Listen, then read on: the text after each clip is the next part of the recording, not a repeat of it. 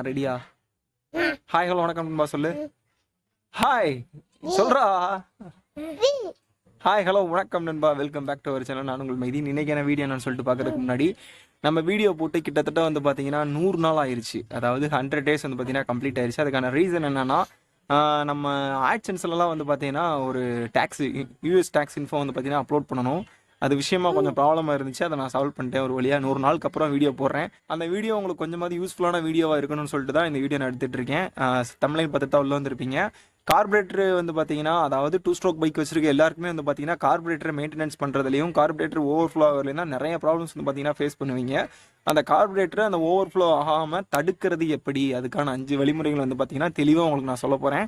இந்த வீடியோ ஃபுல்லாக பாருங்கள். இந்த வீடியோ ஃபுல்லாக பார்த்து நான் சொல்கிற இந்த டிப்ஸை மட்டுமே நீங்கள் ஃபாலோ பண்ணிங்கன்னா போதும். உங்கள் வண்டியில் வந்து பார்த்தீங்கன்னா எப்பேற்பட்ட கார்பரேட்டர் ஓவர்ஃப்ளோ ப்ராப்ளம் இருந்தாலும் சால்வ் ஆயிரும். வாங்க வீடியோக்குள்ள வந்து இந்த வீடியோ பிடிச்சா லைக் பண்ணி சப்ஸ்கிரைப் பண்ணி ஷேர் பண்ணி சப்போர்ட் பண்ண மறந்துடாதீங்க. வாங்க வீடியோக்குள்ள போகலாம். ஹாய் சொல்லு. Hi hi. வாங்க வீடியோக்குள்ள போகலாம்.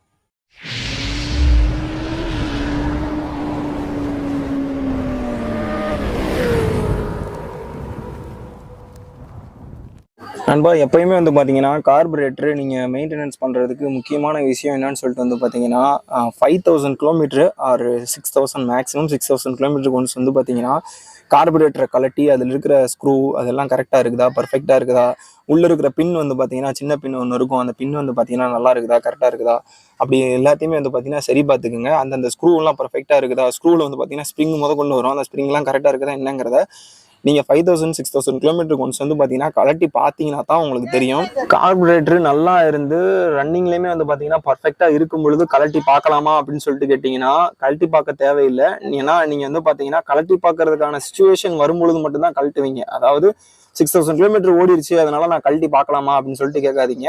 6000 கிலோமீட்டர் ஓடினதுக்கு அப்புறம் நல்லா இருந்துச்சுன்னா கொஞ்சம் ஓட்டி பாருங்க. நீங்கள் ஓட்டி பார்க்கும்போது வந்து பார்த்தீங்கன்னா பர்ஃபார்மன்ஸ்லாம் லைட்டாக அடி வாங்குற மாதிரி இருக்கும். ஏன்னா கார்பரேட்டர்ல வேலை வந்துச்சுனாலே பிக்கப் சரியில்லாமல் இருக்கிறது, ப்ளஸ் வந்து பார்த்தீங்கன்னா அடிக்கடி ஆஃப் ஆகுறது, அந்த மாதிரி இஷ்யூலாம் நிறையா வரும். அந்த மாதிரி வரும்பொழுது மட்டும் நீங்கள் வந்து பார்த்தீங்கன்னா கலட்டி நீங்கள் கார்பரேட்டர் சர்வீஸ் பண்ணிக்கிறது நல்லதுன்னு நான் சஜஸ்ட் பண்ணுவேன் உங்களுக்கு. அதனால அடிக்கடி கலட்டி க்ளீன் பண்ணவும் கூடாது, கலட்டாமையும் இருக்கக்கூடாது.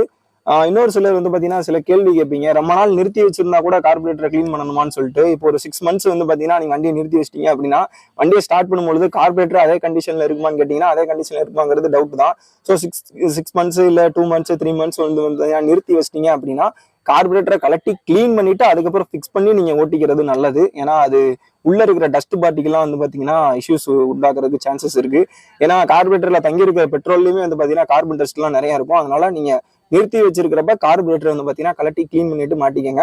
அப்படி ரன்னிங்ல இருக்கும்போது ஏதாவது மேலே வர்ற மாதிரி இருந்தால் மட்டும் கலட்டி வந்து பார்த்தீங்கன்னா 5000 6000 கிலோமீட்டருக்கு அப்புறம் கலட்டி நீங்கள் சர்வீஸ் பண்ணிக்கோங்க. இது ஃபர்ஸ்ட் பாயிண்ட்.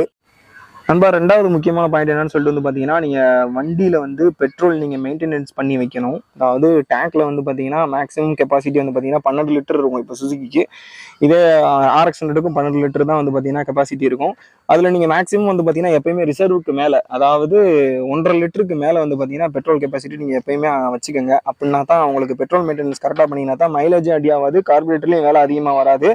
ஸோ நீங்கள் வண்டியை பெட்ரோல் மெயின்டெனன்ஸ் பண்ணுறது மட்டும் முக்கியம் இல்லை. இது ரெண்டாவது பாயிண்ட், பெட்ரோல் மெயின்டெனன்ஸும் பண்ணி வச்சுக்கோங்க. மூணாவது முக்கியமான பாயிண்ட் என்னன்னு சொல்லிட்டு வந்து பார்த்தீங்கன்னா இந்த ஆஃப் ஆன் பண்ணுறது சுவிட்ச். இந்த சுவிட்ச் வந்து பார்த்தீங்கன்னா மெயினான வேலை வந்து பார்த்தீங்கன்னா பார்க்கும் உங்களுக்கு.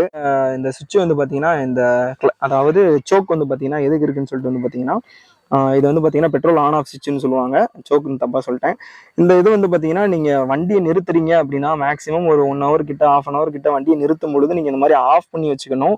எப்பயுமே வந்து பார்த்தீங்கன்னா நீங்கள் ஆன்லேயோ இல்லை ரிசர்வ்லையோ வச்சிருந்தீங்க அப்படின்னா கார்பரேட்டரில் கொஞ்சம் கொஞ்சமாக பெட்ரோல் இறங்கி வந்து பார்த்தீங்கன்னா ஓவர்ஃப்ளோ ஆகிறதுக்கு சான்சஸ் அதிகமாக இருக்குது. ஸோ அதனால் வந்து பார்த்தீங்கன்னா நீங்கள் வண்டியை நிறுத்தும் பொழுது எப்பயுமே பெட்ரோலை ஆஃப் பண்ணி வச்சுக்கோங்க. 2 ஸ்ட்ரோக் பைக்கை பொறுத்த வரைக்கும் இது எப்பயுமே காமனாக இருக்கிற ரூலு. மூணாவது ரூல், முக்கியமான ரூல் இதுதான். நீங்கள் வண்டியை நிறுத்தும் பொழுது எப்பயுமே பெட்ரோலை ஆஃப் பண்ணி வச்சுக்கோங்க. ஆனில் வச்சுருந்தீங்கன்னா கண்டிப்பாக ஓவர்ஃப்ளோ ப்ராப்ளம் வரும். அதனால ஆஃப் பண்ணி வச்சுக்கோங்க. ரொம்ப நாலாவது முக்கியமான பாயிண்ட் என்னன்னு சொல்லிட்டு வந்து பார்த்தீங்கன்னா வண்டியை நீங்கள் எப்பயுமே வந்து பார்த்தீங்கன்னா சென்டர் ஸ்டாண்டு போட்டு நிறுத்தி வச்சுக்கோங்க. இந்த மாதிரி சைடு ஸ்டாண்டு போட்டு நிறுத்தி வைக்காதீங்க. வெயிலே நிறுத்தி வைக்கக்கூடாது. பட் வெயில நிறுத்துறதுனால பெரிய இஷ்யூஸ் வராது. பட் சைடு ஸ்டாண்டு போட்டு நிறுத்தாதீங்க. சைடு ஸ்டாண்டு போட்டு நிறுத்துறப்பே வந்து பார்த்தீங்கன்னா பெட்ரோல் வந்து பார்த்தீங்கன்னா கார்பரேட்டர் வழியாக லீக் ஆகிறதுக்கு சான்சஸ் அதிகமாக இருக்குன்னு சொன்னாப்ல நம்ம மெக்கானிக்கு. அதனால மேக்ஸிமம் வந்து பார்த்தீங்கன்னா நீங்கள் சைடு ஸ்டாண்டு போட்டு நிறுத்துறதை அவாய்ட் பண்ணிக்கோங்க. இப்போ நைட்டு வந்து வீட்டில் நீங்கள் நிறுத்த போறீங்க அப்படிங்கிறப்போ நீங்கள் சென்டர் ஸ்டாண்டில் நிறுத்திக்கிறது பெட்ரு. இந்த மாதிரி சைட் ஸ்டாண்டில் நிறுத்தாதீங்க. நான் சும்மா வெளியில் நிற்கிதுங்கிறதுக்காக சைட் ஸ்டாண்டில் நிறுத்தி வச்சிருக்கேன். வீட்டுக்குள்ளே ஏற்றிட்டேன் அப்படின்னா சென்டர் ஸ்டாண்டு போட்டுருவேன். எப்பவுமே சென்டர் ஸ்டாண்டில் நிறுத்தி வச்சுக்கிங்க, அதுதான் உங்களுக்கு நல்லது. 5வது பாயிண்ட் என்னன்னு சொல்லிட்டு வந்து பார்த்தீங்கன்னா, நீங்கள் கார்பரேட்டருக்கு ஒரு ஓவர்ஃப்ளோ டியூப் ஒன்று வாங்கி போட்டுக்கோங்க. ப்ளஸ் நெக்ஸ்ட் வந்து பார்த்தீங்கன்னா, எப்பயுமே வந்து பார்த்தீங்கன்னா கார்பரேட்டரில் கீழே ஒரு ஸ்க்ரூ ஒன்று வரும். அந்த ஸ்க்ரூ உங்களுக்கு ஃபோட்டோ போட்டு வரேன். அந்த ஸ்க்ரூவை எப்பயுமே வந்து பார்த்தீங்கன்னா ஃபுல் டைட்டில் வச்சுக்கோங்க. ஃபுல் டைட்டில் வச்சுக்கோங்க. அப்படி இல்லைன்னா சைடில் வந்து பார்த்தீங்கன்னா ஒரு இது கொடுத்துருப்பாங்க, வெளியே போகிறதுக்கு அவுட்புட் ஒன்று கொடுத்துருப்பாங்க, அவுட் லேயர் ஒன்று கொடுத்துருப்பாங்க. அதில் வந்து பார்த்தீங்கன்னா ஒரு ஓவர்ஃப்ளோ டியூப் ஒன்று போட்டு வச்சுக்கோங்க. அந்த டியூப் வழியாக பெட்ரோல் வருது அப்படின்னா கார்பரேட்டர் ஓவர்ஃப்ளோ ஆகுதுன்னு அர்த்தம். அப்போ நீங்கள் வந்து பார்த்தீங்கன்னா கார்பரேட் மெயின்டெனன்ஸ் சரியாக வைக்கல, கார்பரேட்டரை க்ளீன் பண்ணணுங்கிற அர்த்தம்.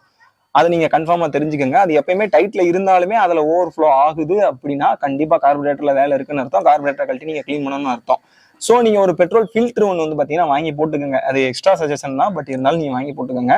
இந்த ஒரு 5 டிப்ஸ் நான் சொல்லியிருப்பேன். நீங்கள் வீடியோ ரிவைண்ட் பண்ணி கூட பார்த்துக்குங்க. இந்த 5 டிப்ஸை மட்டும் நீங்கள் மெயினாக ஃபாலோ பண்ணிங்கனாலே போதும். இந்த மைலேஜ் ப்ராப்ளம், கார்பரேட்டரில் ஓவர்ஃப்ளோ ஆகிற ப்ராப்ளம், அந்த பெட்ரோல் லீக்கேஜ் ஆகிற ப்ராப்ளம், ப்ளஸ் அந்த பிக்கப் இல்லாத ப்ராப்ளம் எல்லாமே வந்து பார்த்தீங்கன்னா இந்த ஒரே ஒரு வீடியோ பார்க்கறது மூலமாக உங்களுக்கு சொல்யூஷனாக கிடச்சிருக்கு. மைலேஜ் இல்லை ப்ரோ, பிக்கப் கிடைக்க மாட்டேங்குது ப்ரோ, ஓவர்ஃப்ளோ ஆகுது ப்ரோ, இந்த மாதிரி ஏகப்பட்ட ப்ராப்ளம்ஸ்க்கு ஒரே சொல்யூஷன் இது மட்டும்தான். ப்ளஸ் மெயின்டெனன்ஸும் நீங்கள் அதை மட்டுமே ஃபோக்கஸ் பண்ணிட்டு மற்ற மெயின்டெனன்ஸை விட்டுறக்கூடாது. செயின் ஸ்ப்ராக்கெட்டையும் மெயின்டெனன்ஸ் பண்ணணும். ப்ளஸ் வந்து பார்த்தீங்கன்னா ஏர் ஃபில்டரையும் மெயின்டெனன்ஸ் பண்ணணும். இதெல்லாம் முக்கியமான பார்ட்ஸ். இதெல்லாம் வந்து பார்த்தீங்கன்னா நீங்கள் மெயின்டெனன்ஸ் பண்ணி வச்சுக்கிட்டீங்கனாலே உங்களுக்கு இந்த மாதிரி இஷ்யூஸ்லாம் நிறையா வராது. ஸோ அதில் நம்ம முக்கியமாக கார்பரேட்டர் தான் மெயின் ரோல் பண்ணுங்கிறதுனால அதை பற்றி எடுத்து தனியாக ஒரு வீடியோ பேசியிருக்கேன். இத்தனை நாள் வீடியோ போடாமல் இருந்ததுக்கு சாரி. இதுக்கப்புறம் இதே மாதிரி ஒரு வேல்யூபிளான கண்டென்ட்டோட வந்து நான் டெய்லி உங்களை நான் சந்திக்க ட்ரை பண்ணுறேன் முடிஞ்ச அளவுக்கு. அப்படி முடியாத பட்சத்துக்கு வாரத்துக்கு 2 வீடியோ வந்து பார்த்தீங்கன்னா நான் கொடுத்துட்றேன். ஸோ இந்த வீடியோ பிடிச்சிருக்கீங்க. இந்த வீடியோ பிடிச்சா லைக் பண்ணி, சப்ஸ்கிரைப் பண்ணி, ஷேர் பண்ணி சப்போர்ட் பண்ணி வந்துடாதீங்க. இதே மாதிரி ஒரு தரமான விழுது மீட் பண்ணுற வரைக்கும் அண்டில் தென் பாய் சொல்லு. டாடா வந்து டேக் கேர் ஃப்ரம் ஷேக் மைதீன். உங்கள் மைதீன். பாய் நண்பா. பாய் நண்பா சொல்லு.